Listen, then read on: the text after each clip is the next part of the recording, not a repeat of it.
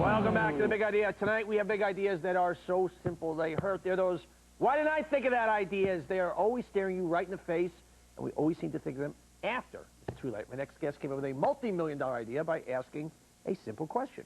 Why have people been writing the same exact way for thousands of years? Colin Roche, welcome to The Big Idea, man. Thanks for having me. Okay, before we reveal your idea, which is so simple, you go, duh, as all the good ones are, and that's what the show is about tonight, because you go, no, why would I have not written this way? Right.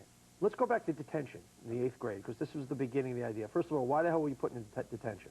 I like to say I had too many tardies, but I need to make up a better story for that. But it's generally because I was probably too tardy to classes, and then if you have too many, they give you one in the sort of the big house, you know, an all-day Saturday school, just like Breakfast Club. I was going to say Breakfast Club. Just like Breakfast Club. But no Ali Sheedy, though, so it's even worse, right? No. So you're sitting there, what happens? So I'm sitting there, and, you know, it's basically from 8 to 5, and it's an all-day deal, and so at lunchtime I bought this little toy robot, this little keychain thing, that when you twisted it, you could twist it into a pen, or you could twist it into a little robot. And so when I was goofing around with it, you know, because they make you can't just sit there and fall asleep. No. So I was just kind of playing with this thing, and when I turned it upside down, the two little legs looked like a crutch for your finger. Okay. So I thought, that's interesting. Because I used to get bad writer's cramp, you have to understand that. Everybody, honestly, I still write manually a lot. Yeah, and it's like, first of all, you get the ink, and you get, it hurts afterwards. Yeah, it hurts put down and go like this. Okay. That was me in high school. Yeah. So I picked up a stick pen, and I went, what am I doing? I'm squeezing, and I'm pushing down. And that must be where I get, you know, my attention. And that was just the general idea. So, hey, this has an, you know, what if we could tap into the weight of the hand? Because your hand has a weight to it, right? Yeah. Then, therefore, I wouldn't have to squeeze anymore. I wouldn't have to push down anymore. Okay. So I borrowed a lighter, you know, I ripped off the arms, and I snapped the pen in two, and I I melted the pen right onto the tip of the head. Let you have lighters in detention? Well, there's also a lot of stoners in detention, so it's pretty easy to get. I'm sorry, go ahead. That's all right. John Nelson shows up, right, okay, right. So you know, that was sort of the genesis of the idea. It was that aha moment. And so, you know, people thought, you know, what are you doing? I think the prompter came over here and said, you're stinking up the classroom with, you know, toxins. And, right. And so when I went home that night, we have a garage that's just like the HP Invent garage. Okay. And my dad's a scientist, so we used to always tinker anyway. So I went in there and gunked up, you know, all his soldering irons, making little, you know, plastic formations. And I'll be damned if I didn't come up with a pretty good, you know, representation of it. You came up with something that eventually turned into this. Yes.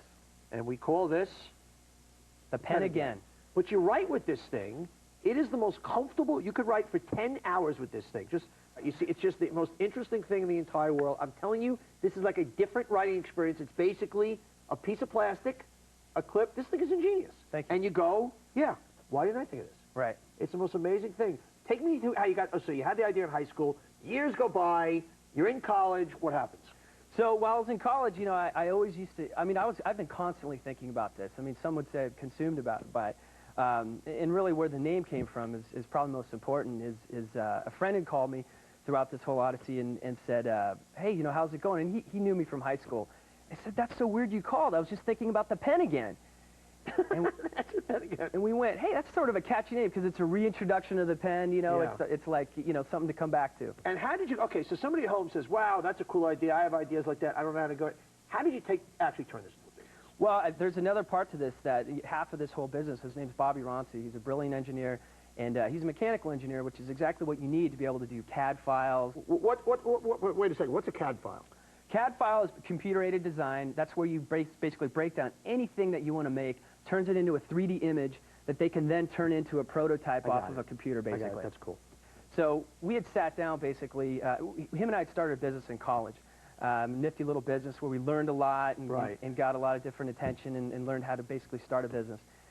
So we said, hey, later on in life, why don't we start something and, you know, go for it.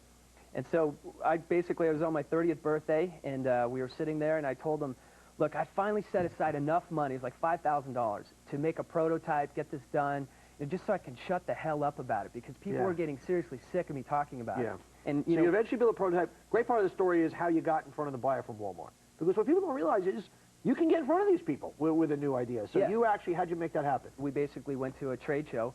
We used all of our last funds. It was like a $15,000 trade show where you're guaranteed meetings with these big buyers.